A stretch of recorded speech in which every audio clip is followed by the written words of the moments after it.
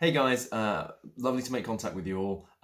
So here is my quick rundown of all things you need to know about lightsabers, or as I like to call them, light swords for copyright reasons, especially in comparison with a jian, a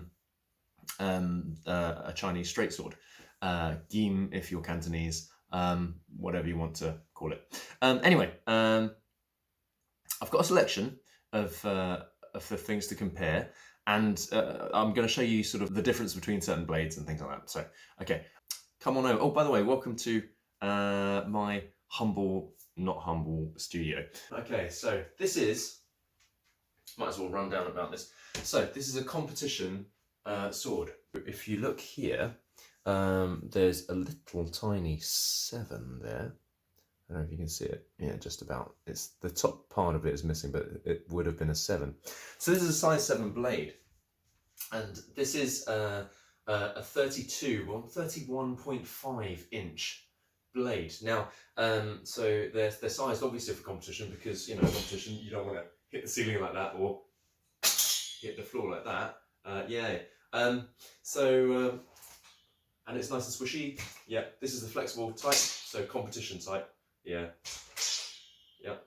Now, competition swords, balance point, really close to the hand for the sake of speed and demonstration. It's not a cutting sword, so you don't need a bit of weight in the blade, and also sort of the flexibility makes it a safety feature, so you're not going to really you're not going to hurt yourself. It's thin, so it's sharp, but that's about it. Size 7 blade. Now I went for this because when you hold, and I'll do this a bit closer, when you hold the sword in your hand, so you put this in this bit, apologies if I'm talking to you like you're a rookie, but I'm just going from the basics up. So if you hold it between your index finger and thumb, right in the crook there, and then you sword fingers, so wrap it around, this blade should come up to the base of your ear. Now, some people in competition, the pros, like to have it slightly longer, an inch or so, because it makes you look cooler. And frankly, it's quite nice when you're sort of like using a sword to have that extra reach. It makes things look a little bit more impressive. It's like having a slightly longer leg if you're a dancer. But frankly, to start with, and generally speaking, it's inadvisable unless you're a pro, or unless you're really, really competent or confident in what you're doing, because it's hard to control, easier to hit the floor, and these things are super responsive. They give a lot of audio and visual feedback if you get things wrong and if you get things right. So competition, yay! So anyway, so they go up to here, about the base of your ear. In comparison, this is a French Fencing Federation competition 32-inch lightsaber blade. Switching that on. I've got no sound in any of my hilts because frankly, it's a bit of a gimmick for me, because my swords don't make sounds. I don't want my swords to make sounds. I want to use them. So they're tools. So anyway, so I'm going to bring this up closer. It looks impressive on camera. If I bring it up a bit closer, maybe you can see that there we go. So you can see there's a plastic outer, and then there's a tape, there's a film coiled around the inside, which diffuses the light on the inside. Yeah. If I turn that off, I don't know if you can see that any better. Hello, focus. There you go. Yeah. So you can see there's this sort of transparent outer, and then this shiny silvery film on the inside, which goes to the end. And here is a screwed and glued rounded edge. Now you can get pointy ends, but for the sake of competition, that just makes it more dangerous. No. No, don't go for those. If you ever want to compete, because you won't be allowed to use it, frankly.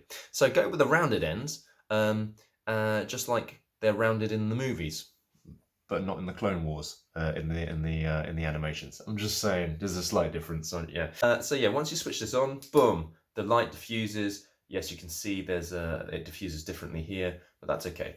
And you can see the transparent edge. Now, you can get alternative blades, and I'll show you what I mean. Now, this is a green, standard green, That was not a standard green. That was my own personal favourite. Where are you? There you are. Hi. Okay. So now this is an ultra edge blade. Now, if I hold it up closely, you can see that there is less of a transparent sort of edge around it. The light goes pretty much all the way to the edge of the polycarbonate blade. I didn't mention that. These are polycarbonate blades, so they're tough. This is a mid-grade.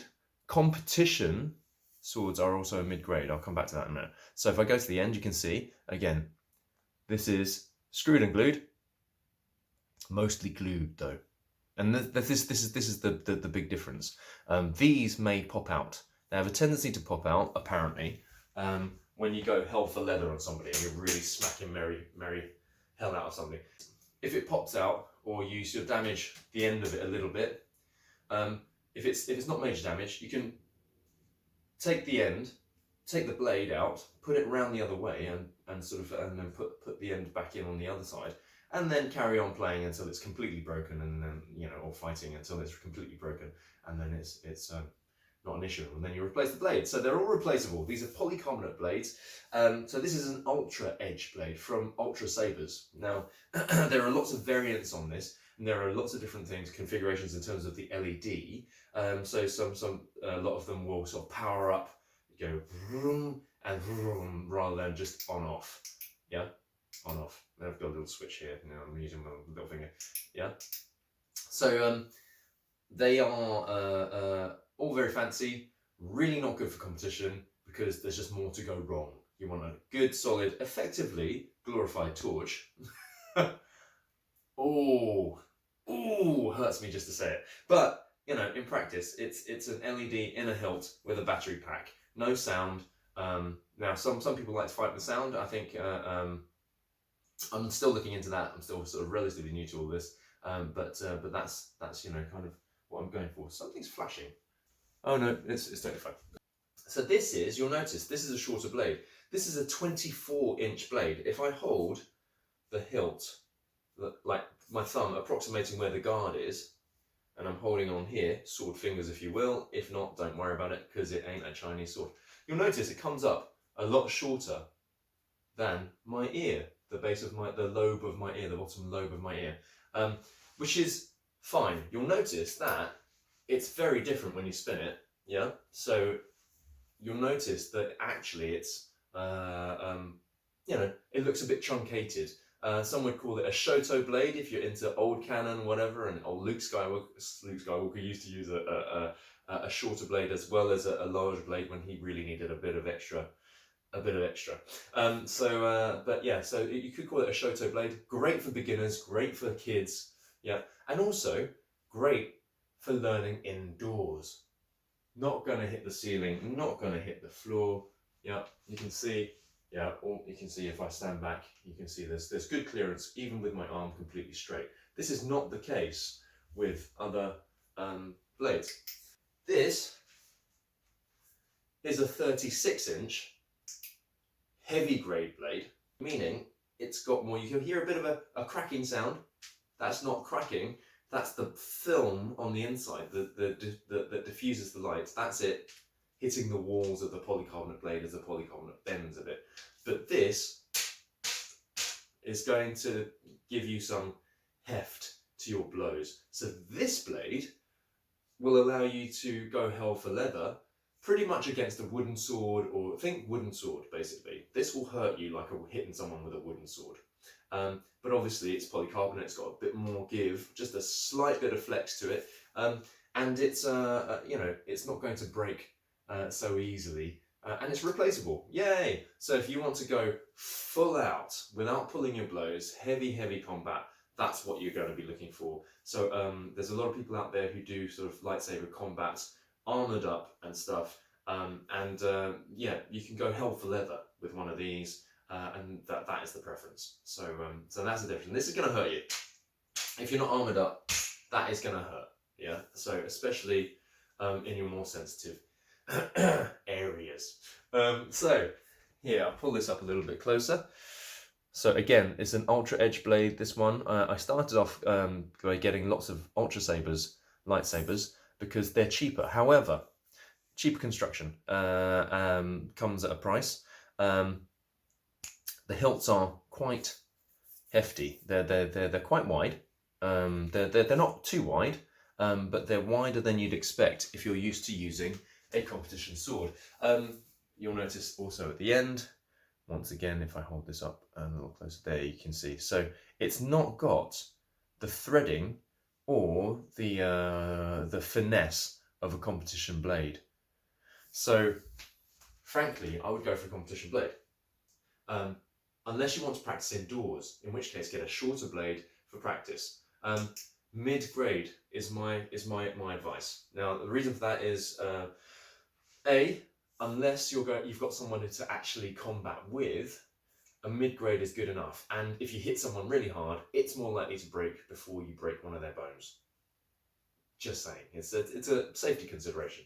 So competitions are apparently, I've not done one yet, so I'm new to all of this, but apparently they're done with mid-grade blades. Let me show you the difference. A 32-inch competition blade with a standard full-size 36-inch, where's my face? Heavy grade blade here. Now, and this is not an ultra edge. This is a polycarbonate blade standard. Yeah, this is the ultra edge heavy grade blade. So they're both quite tough. The competition blade actually is quite strong. It has slightly less flex than you would expect from a normal mid-grade blade, which allows for accuracy of usage. Hope this is all making sense. So if I compare that with, here we go. If I compare it with a 24-inch ultra edge blade, mid-grade, I've only got mid-grades with 24-inch with me at the moment. That's got a fair amount of flex. A little bit, if you can see that, just a little bit of flex there, yeah? And then this one, a little bit, yeah? So same sort of grade actually, sort of like same sort of flex-ish, slightly less, it seems. Now that could be a difference between the ultra edge blades and these competition blades, I don't know. In terms of where I got them, in terms of just to put everything out there in full transparency, these are all ultrasabers hilts. So these are all ultrasabers hilts. At the moment, I'm looking to upgrade. It's a really good entry level place to start if you're not sure, because they're really cost effective. They ship quite quickly. How many time? Yeah. I'll talk you through those differences in a mo. Now, there is a weight difference which affects balance point. Now, a lot of people don't talk about balance point because they don't have such a focus on balance point as anybody would do if they were a wushu artist, a competition artist, or athlete. So balance point here, you'll notice, is right there, just off the actual hilt itself, which is less useful for competition. If you are going to be, sort of actually using it, there's a little bit more heft, so it swings round of its own volition. Sure, great. Arguably, it's unrealistic if you were a Star Wars purist, because light has no weight, so all of the weight would be in your hand, and so you'd be spinning the hilt as though the center of balance would be pretty much in your hilt, right? So, for instance, if I was to pull back this 24-inch blade. Now this is the same hilt, slightly longer. Okay, so this is the Eon version 2, which I wouldn't advise because actually there's a lot of things that you can't swap out. So this is the Ultrasabers Eon version 2, as opposed to the Initiate, which is the shorter version. You'll notice, okay, it's black, but you'll notice that actually it's come over. Here we go. There's a difference in length. So this is the slightly longer hilt. Eon version 4, Aeon, it would be pronounced Eon, but it's spelled A-E-O-N. Version 4 is the one that I would go for in hindsight, because actually it's more interesting. It's a prettier hilt. It's got more sort of like ridges and things, and sort of like these sort of like slightly cutaway bits, which are good for grip and for not slipping. And also it has a cutaway right at the edge. right in the edge of the lip, which allows you to have your hand very close to the balance point. Just one of many. So anyway, so this, I found that with a 24-inch blade, the balance point is pretty much there. There we go. All right. So balance point is there, which is significantly more useful for stuff, yeah? Because it's more equivalent to the balance point of a jian. So that, so this, of course, it doesn't have the flex or the speed. Yeah, it doesn't have the speed of a jian. But that's okay. It's close. And the closer the balance point is to your hand, the more speed you have, because you are able to power it about as though it's an extension of your hand. So it depends what we're looking for. So for me, for demonstration purposes, for competition, for performance, I would want a balance point like this. For competition, it's personal preference. It's all personal preference. But for competition, there is something to be said for having that sort of slightly forwards sort of balance point, because, and some people prefer it about here, it's the same with a lot of swords actually, it's the same for people who aren't competition wushu or taichi athletes. A lot of people will want the balance point further forwards. A lot of taichi purists, when doing taichi sword, prefer it, because for cutting purposes, you want a bit more weight at the front so that it cuts. You send the sword, and there's a little bit of inertia that carries it as well, and that's quite useful for certain combat techniques or defensive or riposte techniques where you block and then sort of like you carry it through, and then the sword kind of almost brings itself once you send it. These things, you know, I'm still looking into, because, you know, I'm great at performance. You know what I mean? It's my thing. But lightsaber combat, I'm a rookie. It's fine. You know, we're getting there. But anyway, so this is all I know right now. I may eat my words at a later date. Who knows? Something else. A lot of purists, a lot of people will get really pissy with you if you are touching the blade with the light on, because it's on, you're going to cut yourself. It's the same thing. It sounds silly, but it's the same thing as a lot of teachers will train you to never touch this part of the blade or stuff like that, or try not to let the blade touch the floor, because you'll break the blade, or you'll cut yourself.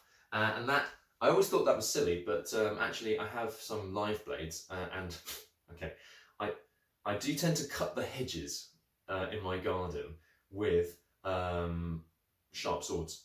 I just find it's good sword practice, and yeah. Anyway, I gave one to my wife to try, but she just wanted to have a go.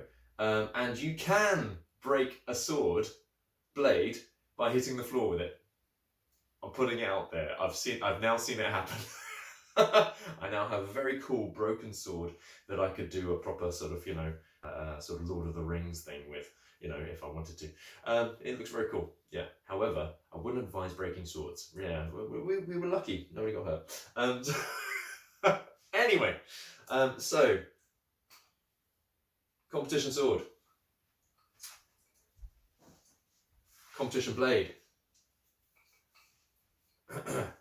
31.5 inch, sort of 32 effectively, competition blade versus 32 inch competition blade.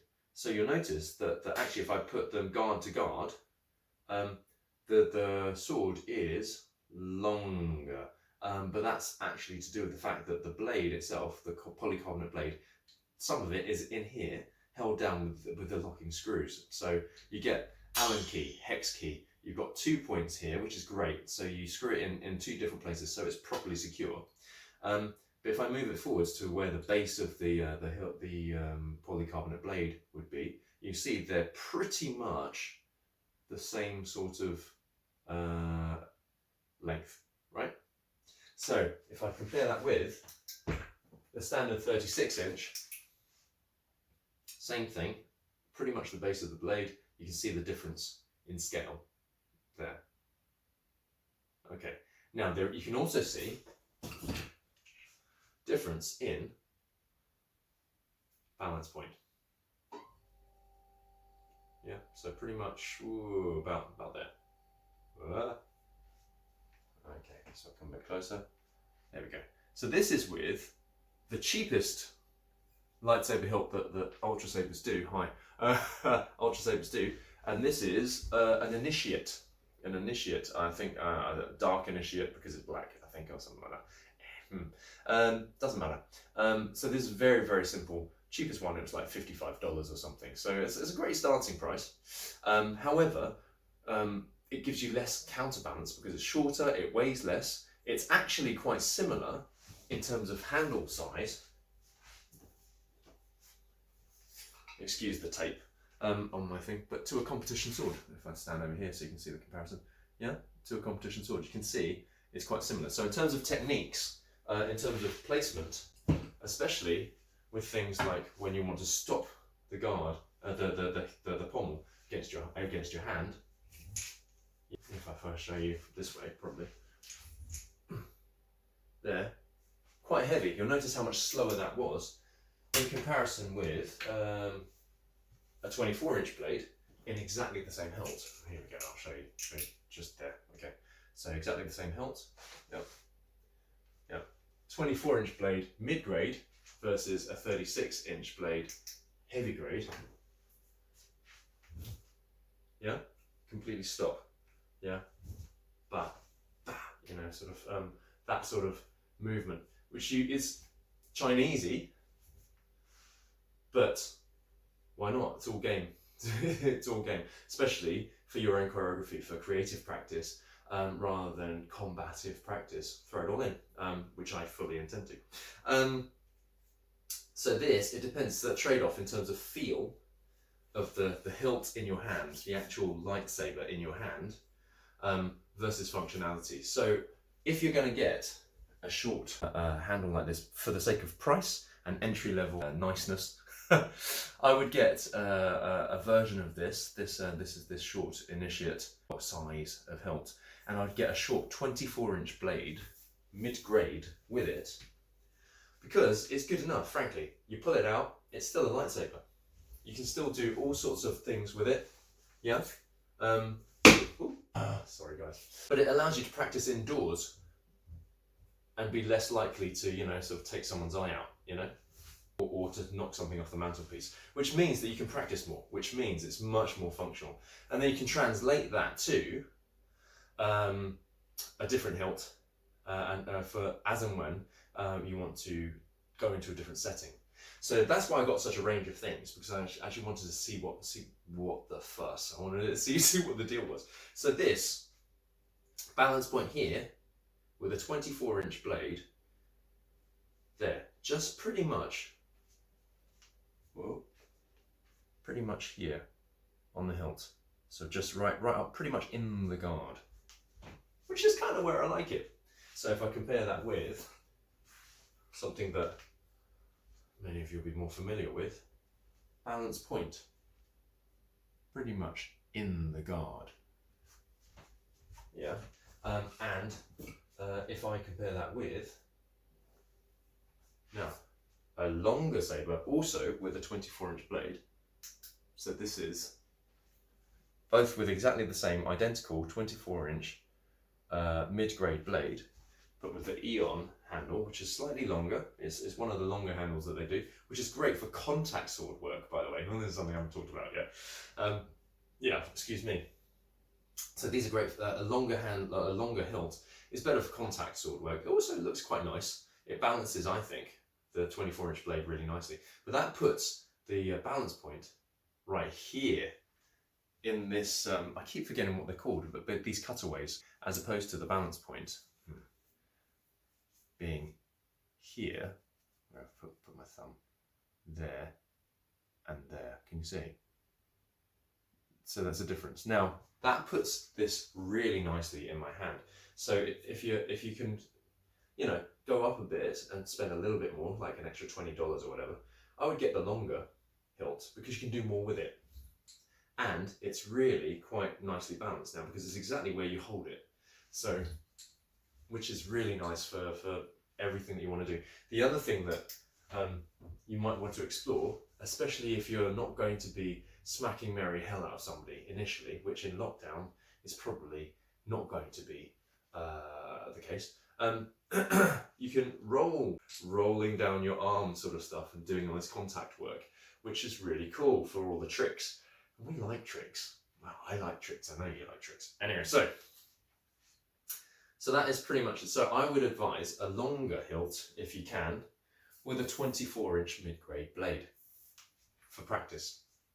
And then you've got all of these you know, sort of like things you can do, and you are able to translate that to lightsaber combat, because if I take the same hilt, here we go, if I take the same hilt, there we go, with a standard competition blade, 32-inch sort of well-made competition blade. These are from a company called Elegant Weapons in France, so these are endorsed by the sport.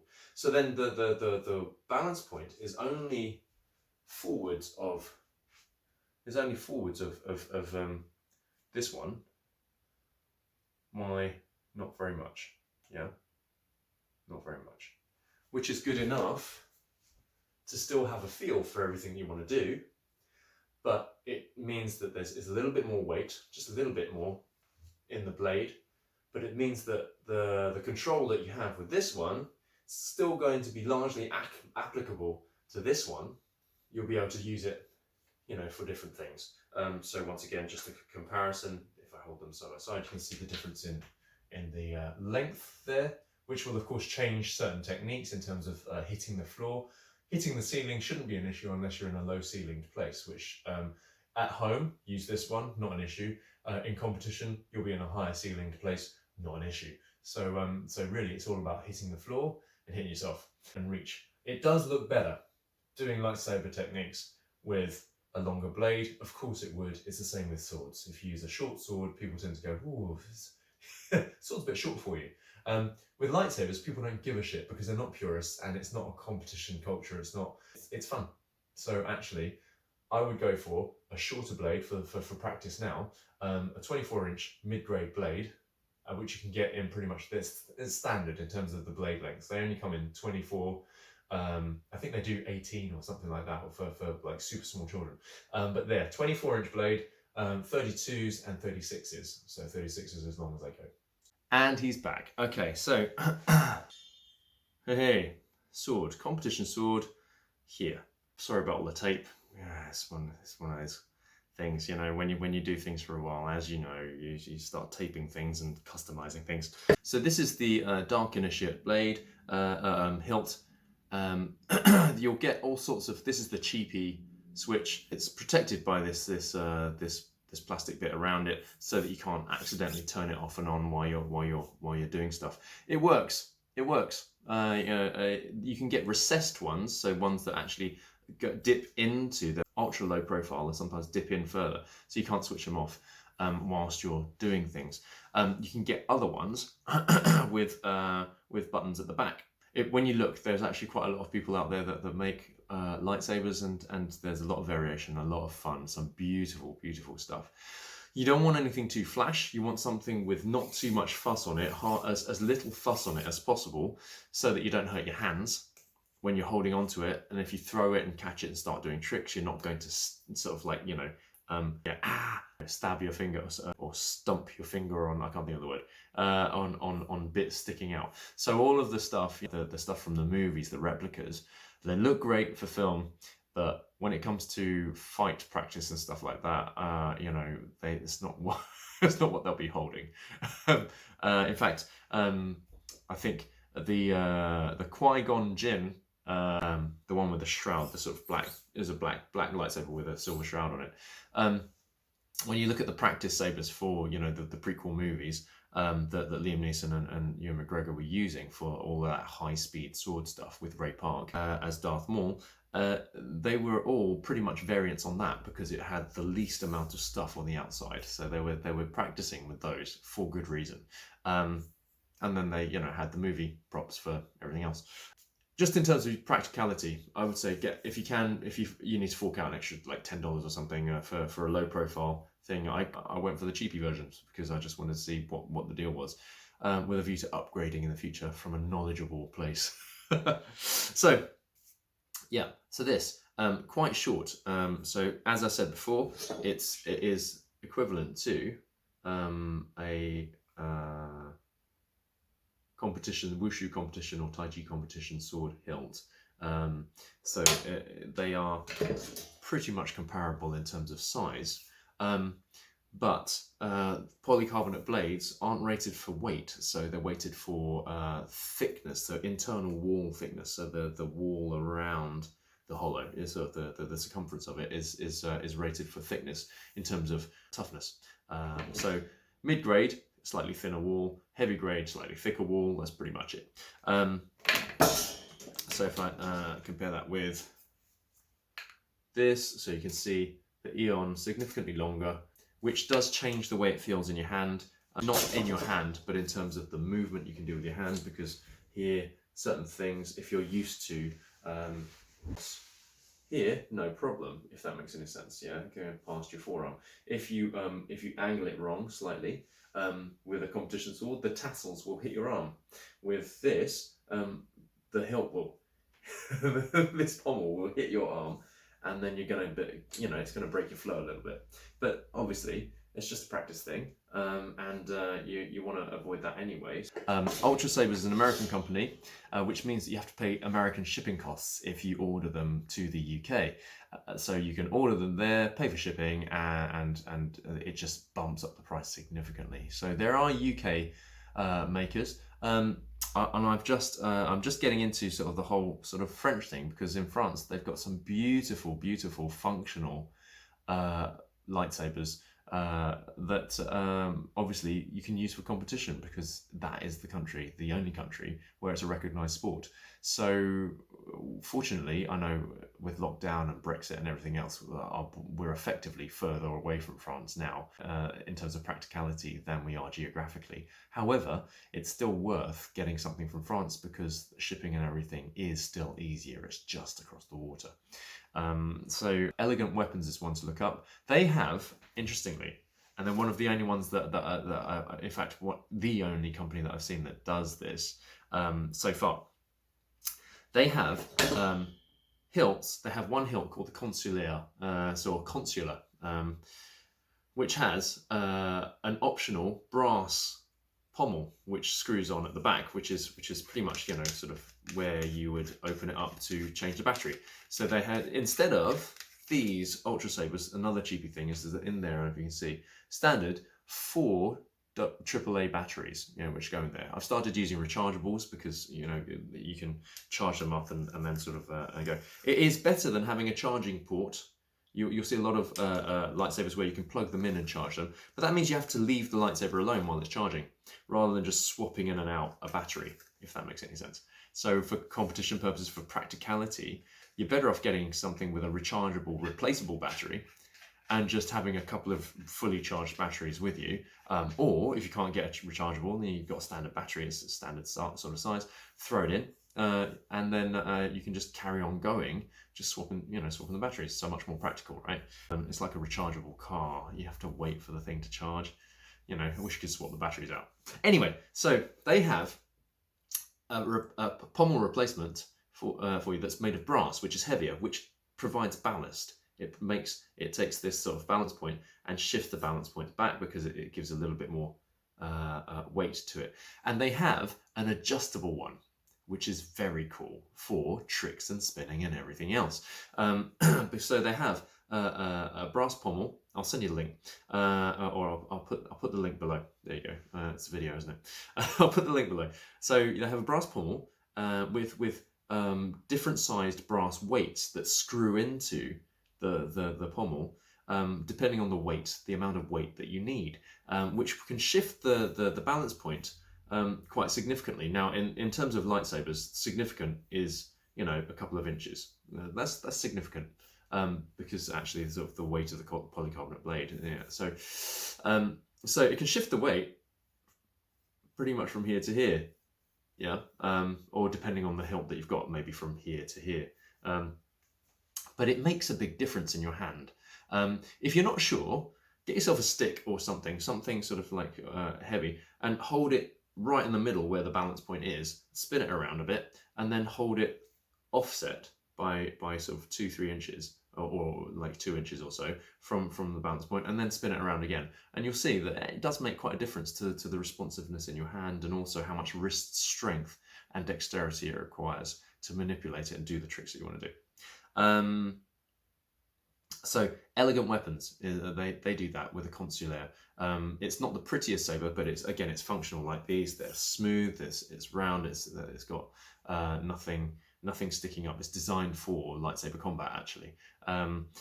They do other models. They have a Padawan at the moment, which is much prettier. Now, I have it on good authority that the Padawan with a competition blade in it, the balance point sits about here, just forwards of, so the balance point will like about there,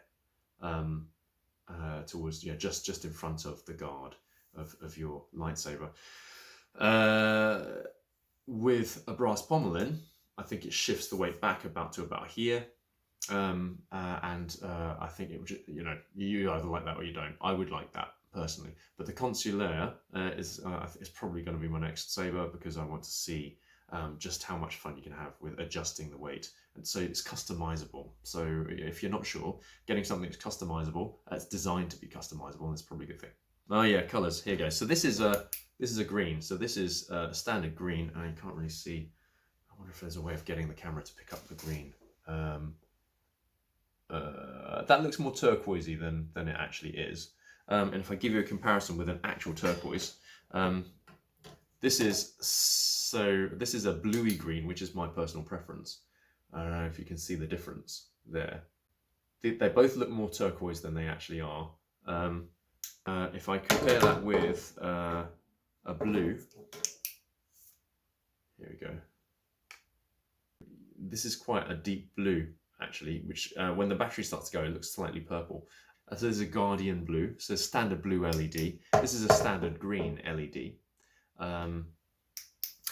This is a mix of greens with a bit of blue in it. So Sunrider's Destiny, ultrasabers call it, they used to. I think it's now just called mint green or something like that. And this is a light blue. So this is an Arctic blue. If I can compare that with, why did I turn that off? I don't know if you can see the difference there. Yeah. So you can also see the difference in the blades. Once again, ultra edge blade, this one, and this one, competition blade. Yeah. So here endeth my rundown of lightsabers as we know it. I would advise for home practice a shorter blade, 24-inch, with a hilt of your choice. The shorter, these super short hilts, that's about as short as they'll come. So this is about a hand span. I can't remember how many inches it is, but it's short. It's less than 12 inches, I think. He says. This is fine with a 24-inch blade, which this is. Balance point is pretty much just on the guard. Fine. If you get a slightly longer blade with a 24-inch sort of blade in it as well, a short blade, the balance point just shifts into the hand a little bit, which is even better. So I wouldn't worry about it. I would get a 24-inch blade and a slightly longer hilt or shorter one, but the hilt of your choice. So have fun with that. So it depends on price, depends on design. Try and get one with as few sharp bits sticking up as possible. Yeah, so the film replica is not so great.